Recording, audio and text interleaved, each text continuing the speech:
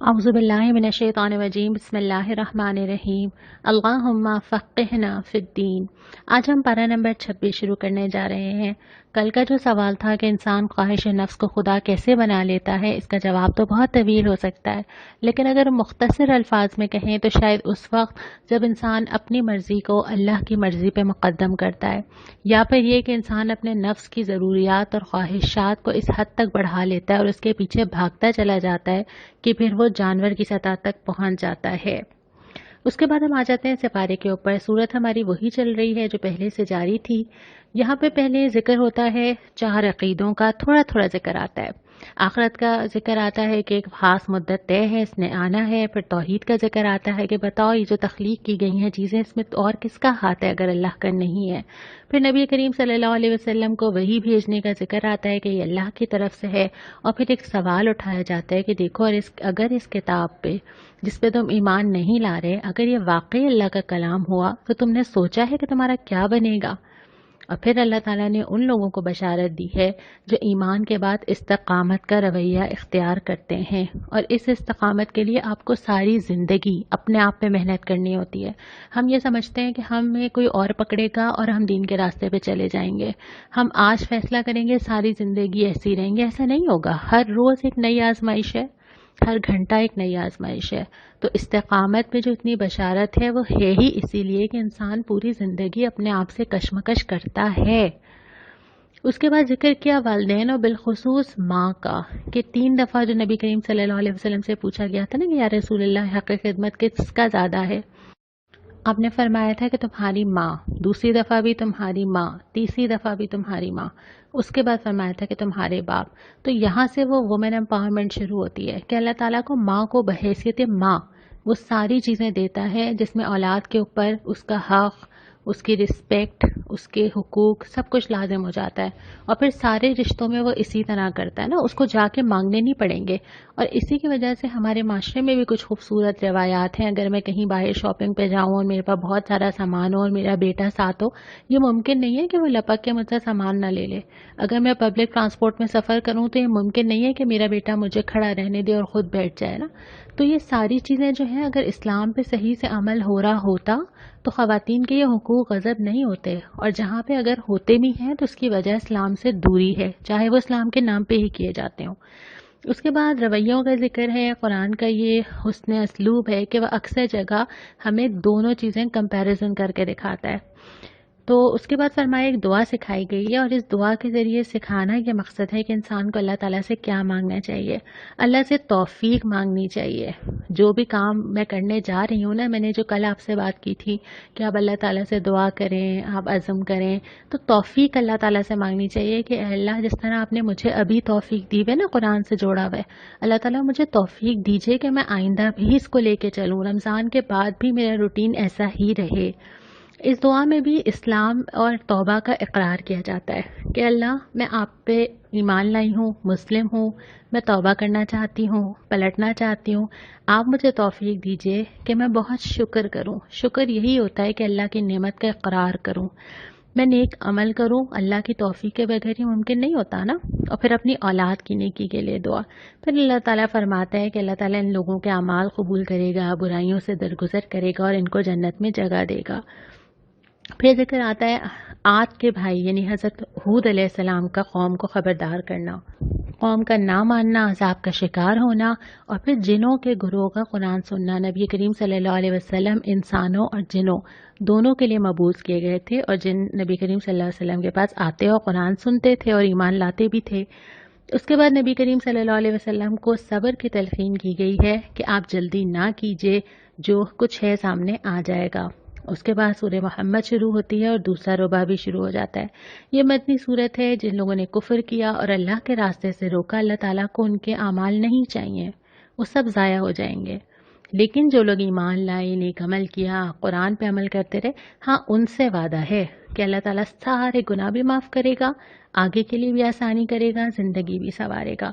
फिर हर ग्रोह को मुखातिब करके अलग अलग हिदायत हैं। मुसलमानों से फरमाया गया कि देखो, कुफ़ार सामने आए, उस वक्त नरमी नहीं चाहिए, ताकत कुछ लो, उसके बाद बेशक कैदियों के साथ मेहरबानी का मामला करो।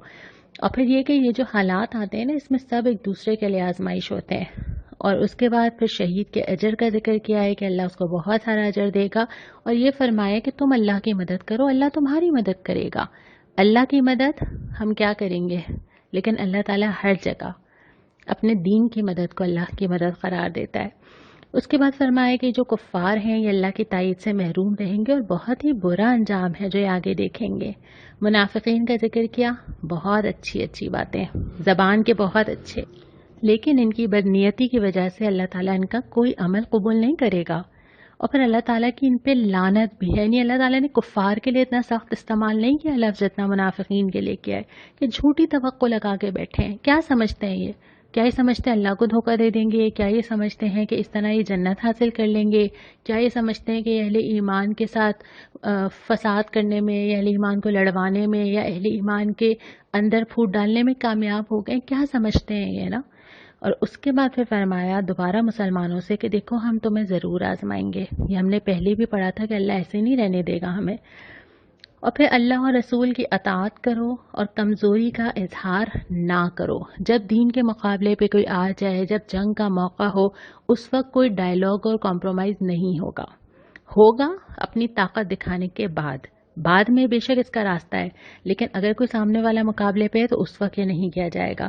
پھر تسلی دی کہ تم ہی غالب رہو گے، ہم نے پہلے بھی پڑھا تھا، بشرطے کہ تم مومن ہو۔ اور پھر انفاق کا ذکر کیا ہے کہ اللہ تمہیں اتنی آزمائش میں نہیں ڈالتا کہ جو تم اٹھا نہ سکو۔ اگر اللہ یہ کہتا سارا کا سارا مال دے دو تو کیا کرتے؟ یہ ہم سب کے لیے بھی ویسے ہی سوال ہے۔ اس کے بعد سورہ فتح شروع ہوتی ہے، اور یہ سورت اس وقت ہے جب نبی کریم صلی اللہ علیہ وسلم نے خواب میں دیکھا کہ آپ عمرہ کرنے جا رہے ہیں اور مدینہ سے آپ مکہ روانہ ہوئے۔ حالانکہ اسی مکہ سے ہجرت کرنے پہ مجبور ہوئے تھے، لیکن وہاں تک پہنچے، مدینہ کے پاس رکے، وہاں جا کے اندر داخل ہونے سے پہلے پڑاؤ ڈالا، اور یہ لگ رہا تھا کہ کفار اندر نہیں جانے دیں گے۔ گفت و شنید کا سلسلہ جاری تھا۔ نبی کریم صلی اللہ علیہ وسلم نے حضرت عثمان کو بھیجا، آپ گئے، لیکن پھر واپس نہیں آئے، تو یہ گمان ہوا کہ شاید ان کو قتل کر دیا گیا ہے، جبکہ کفار نے ان کو روک لیا تھا۔ پھر نبی کریم صلی اللہ علیہ وسلم نے مسلمانوں سے بیعت لی کہ ہم عثمان کے قتل کا بدلہ لیں گے، جسے بیعت رضوان کہا جاتا ہے۔ لیکن پھر حضرت عثمان واپس آئے، اور اس کے بعد پھر کفار کی طرف سے بھی کچھ لوگ آئے اور ایک معاہدہ کیا گیا جسے صلح حدیبیہ کہا جاتا ہے۔ اس معاہدے کی روح سے مسلمانوں کو ایک بہت طویل عرصہ امن کا ملا، جس میں وہ اس بات کے پابند تھے کہ کوئی کسی دوسرے پہ حملہ نہیں کرے گا، اور اگلے سال مسلمان دوبارہ عمرہ کرنے جائیں گے، اور بہت ساری اس کے اندر شرائط طے ہوئی تھیں جس میں اسلام بہت تیزی کے ساتھ پھیلا تھا۔ اس کو اس صورت میں کھلی فتح کہا گیا ہے، حالانکہ بظاہر فتح کا کوئی آثار ہے نہیں، اور مسلمانوں کو واپس جانا پڑا ہے۔ عمرہ کرنے کے لیے بھی اتنی عقیدت، اتنی محبت اپنے شہر سے تھی، واپس آئے تھے، لیکن احرام کھول کے واپس جا رہے ہیں کہ اگلے سال آنا۔ لیکن اللہ تعالیٰ کہہ رہے ہیں کہ ہم نے تمہیں فتح دی۔ حضرت عمر بھی حیران ہوئے تھے کہ یا رسول اللہ کیا یہ فتح ہے؟ آپ نے فرمایا تھا ہاں، لیکن وہ فتح پھر آہستہ آہستہ نظر آئی۔ تو ہوتا یہی ہے، ہم نے سورہ کہف میں پڑھا تھا کہ ہر طرح کے حالات میں ہم دیکھتے ہیں آج، اور 10 سال بعد ہمیں پتہ چلتا ہے کہ اللہ تعالیٰ ہمیں کہاں اور کیسے لے جا رہا تھا اور کن چیزوں کے لیے تیار کر رہا تھا۔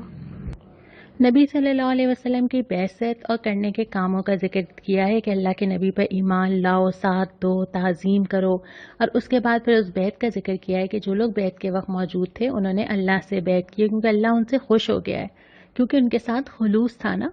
اور اس کے بعد پھر فرمایا کہ اللہ نے تمہیں 3 چیزیں دینے کا وعدہ کیا ہے، ایک تو سکینت کہ سکون، اور ایک کہ فتح جو کہ ان قریب خیبر میں حاصل ہوئی، اور ایک مال غنیمت جو خیبر کی فتح کے بعد جو مال غنیمت تھا نبی کریم صلی اللہ علیہ وسلم نے بیعت رضوان میں شریک صحابہ میں تقسیم کیا تھا۔ اس کے بعد فرمایا کہ ان کے اندر جاہلانہ حمیت بیٹھی ہوئی ہے، جو ہماری برادری، ہماری قوم، یہ ساری چیزیں۔ اور پھر فرمایا کہ جو دین ہے نا یہ صرف تبلیغ کے لیے نہیں آ رہا، تبلیغ تو دین کا ایک پارٹ ہے، اصل میں تو دین اس لیے آیا ہے کہ وہ دیگر تمام دینوں کے اوپر غالب رہے گا۔ اور پھر نبی کریم صلی اللہ علیہ وسلم کی ساتھیوں کی صفات ہیں کہ وہ کفار پر تو سخت ہیں لیکن آپس میں نہیں ہیں، آپس میں بہت رحیم ہیں اور اللہ کی خوشنودی میں مشغول رہتے ہیں، سجدے کرتے ہیں۔ اس کے بعد پھر سورہ حجرات شروع ہوتی ہے۔ سورہ حجرات اخلاقی تعلیم ہے۔ سب سے پہلے ایمان کا اولین تقاضا، اللہ اور رسول کا فیصلہ سب سے اوپر ہوگا۔ یہ اسلامی آئین کی یا اسلامی کانسٹیٹیوشن کی بیس ہے۔ چاہے وہ ملکوں میں کچھ قانون بننا ہو، چاہے وہ گھروں میں فیصلہ کرنا ہو، چاہے مجھے اپنے لیے کرنا ہو، سب سے اوپر ہوگا اللہ اور رسول کا فیصلہ۔ اس کے بعد پھر کچھ اخلاقیات سکھائی گئی ہیں۔ سب سے پہلے یہ کہ نبی کریم صلی اللہ علیہ وسلم کے ساتھ آواز بلند نہ کرو، اور اسی کی وجہ سے مفسرین کہتے ہیں کہ جب کوئی حدیث بھی پڑھی جا رہی ہو یا نبی کریم صلی اللہ علیہ وسلم کا ذکر بھی کیا جا رہا ہو تو خاموشی سے سنا جائے۔ پھر یہ فرمایا ہے کہ اللہ کے نبی جب حجرے کے اندر ہوں تو ان کے باہر آنے کا انتظار کر لیا کرو۔ اس کے بعد بیچ میں ایک موضوع یہ آ جاتا ہے کہ اگر کوئی فاسق کہتے ہیں اس شخص کو جو جھوٹ بھی بول سکتا ہو، جس کی ریپوٹیشن بھی اتنی اچھی نہ ہو، اگر کوئی فاسق کوئی خبر لے کر آئے تو اس کا فوری یقین نہیں کیا کرو۔ اور اس کے بعد پھر یہ کہ اپنی رائے پہ اصرار نہ کرو۔ جب نبی کریم صلی اللہ علیہ وسلم کے کوئی افراد رائے دیتے تھے تو وہ چاہتے تھے کہ انہی کی بات مانی جائے نا، تو یہاں پہ اس سے گریز کرنے کو کہا گیا ہے۔ اس کے بعد ایک اہم ترین چیز آتی ہے، اسلامی معاشرے کے اندر گروہ لڑ جائیں تب بھی صلح کراؤ، آپس میں دو بھائیوں میں بھی تعلقات ختم ہوں یا تعلقات خراب ہوں، اس کو بھی درست کرنا ہم سب کی ذمہ داری ہے۔ یعنی کہ مسلمان کا یہ کام نہیں ہے کہ وہ تماشا دیکھتا رہے یا آگ لگاتا رہے یا بڑھاوا دیتا رہے، اس کا کام یہ ہے کہ وہ کسی کا بھی دل کسی سے خراب ہو رہا ہو تو اس کو وہیں پر روکنے کی کوشش کرے، زیادتی کرنے والے کو سمجھائے، عدل سے کام لے، لیکن حتی الامکان کوشش یہ کرے کہ دل جڑے رہیں۔ اور اسی وجہ سے آگے فوراً وہ ساری چیزیں آتی ہیں جو تعلقات کو خراب کرنے والی ہیں۔ کسی کے بھی دل میں جب کوئی کینہ، کبر یا اس طرح کی کوئی چیز جنم لیتی ہے نا تو یہ ساری برائیاں از خود آ جاتی ہیں۔ سب سے پہلے یہ کہ کوئی کسی کا مذاق نہ اڑائے۔ اب مذاق اڑانے میں کوئی بھی طریقہ ہو سکتا ہے، نقل کرنا، اشارہ کرنا، کسی کی بھی انسلٹ کرنا، تضحیق کرنا، اس کے لیے آپ کوئی بھی طریقہ اختیار کریں، ڈائریکٹ یا انڈائریکٹ۔ اور اسی طرح پھر تانا دینا، یعنی کسی کا کوئی عیب ہو میں نے اس کو بات سنا دینی ہے، میں نے اس کو بتا دینا ہے، انڈائریکٹلی میں نے اس کو کچھ نہ کچھ کہہ دینا ہے، ساری چیزیں اس کے اندر آتی ہیں۔ اس کے بعد یہ برے القاب سے نہ پکارنا، یعنی ایک انسان اچھی راستے پہ بھی آ گیا تو اس کی پرانی برائیاں یاد کرنا یا اس کے اوپر کوئی نام رکھ دینا۔ پھر اس کے بعد یہ کہ فسق سے بچو، یعنی جو فسق ہے نا یہ ایمان سے میچ نہیں کرتا۔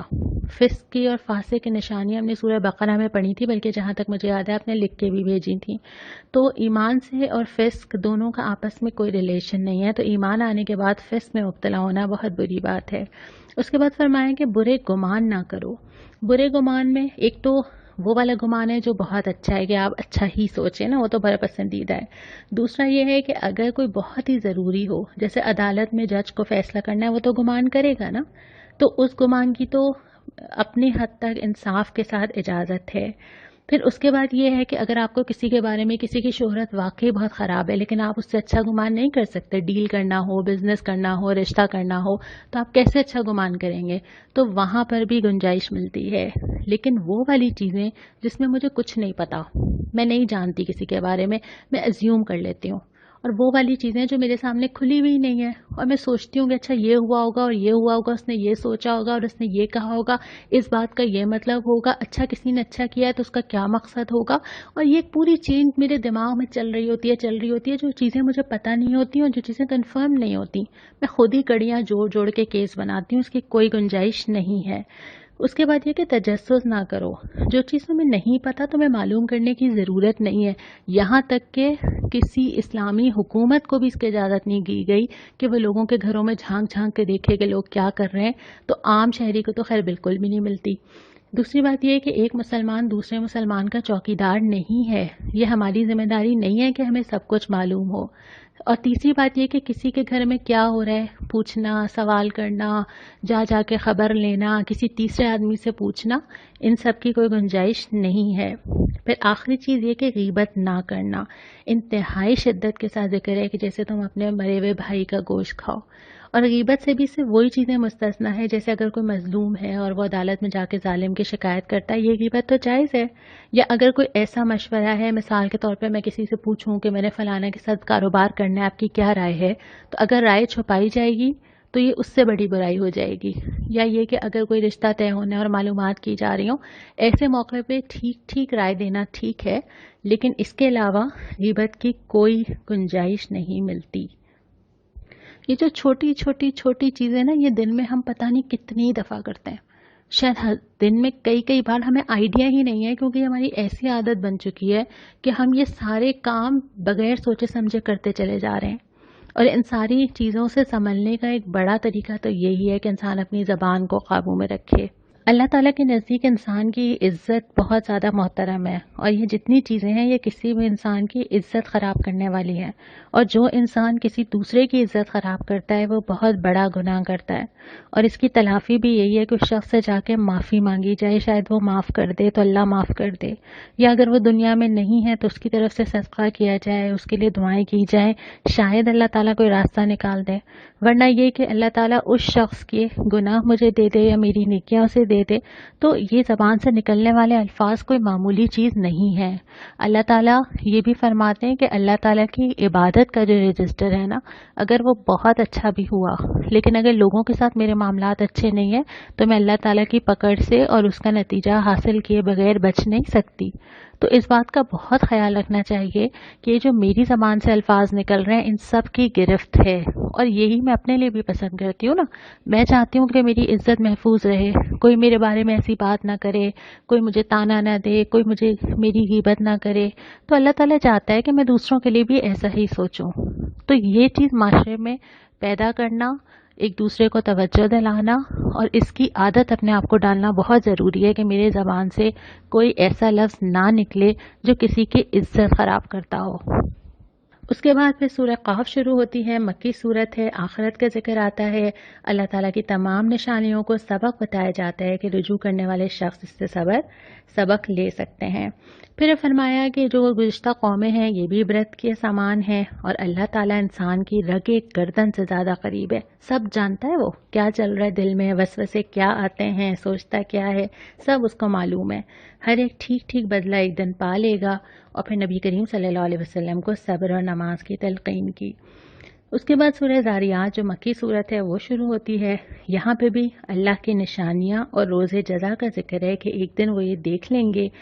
उसके बाद फिर ज़िक्र है मुत्तकीन का, और उनकी सिफ़ात क्या बताई हैं कि वो एहसान करने वाले होते हैं।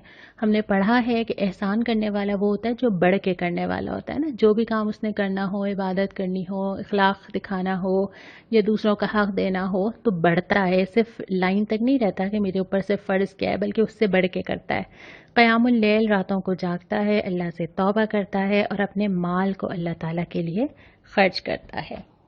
इसके बाद फिर हज़रत इब्राहीम अलैहिस्सलाम के पास जो फ़रिश्ते आए थे, जो कौम लूत की तरफ अज़ाब के लिए जा रहे थे और हज़रत इब्राहीम को हज़रत इसहाक़ की खुशखबरी दी थी, उनका ज़िक्र है। और अगले पारे में भी ये ज़िक्र यहाँ से कंटिन्यू होगा।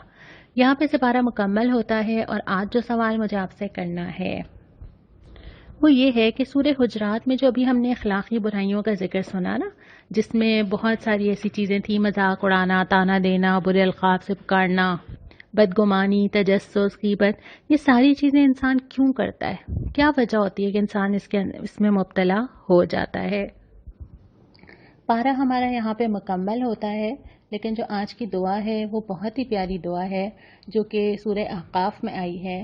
रब्बी औज़िअनी अन अशकुरा निअमतक अल्लती अनअमत अलैया व अला वालिदैया व अन अअमल सालिहन तर्ज़ाहु व अस्लिह ली फ़ी ज़ुर्रिय्यती इन्नी तुब्तु इलैका व इन्नी मिनल मुस्लिमीन। ऐ मेरे रब, मुझे तौफ़ीक दे कि मैं तेरी उन नेमतों का शुक्र अदा करूं जो तूने मुझे और मेरे वालिदैन को अता की। ऐसा नेक अमल करूं जिससे तू राज़ी हो, और मेरी औलाद को भी नेक बना के मुझे सुख दे। मैं तेरे हुजूर तौबा करता हूँ और मैं मुस्लिम बंदों में से हूँ। वाखिरु दावाना अनिल हम्दुलिल्लाहि रब्बिल आलमीन।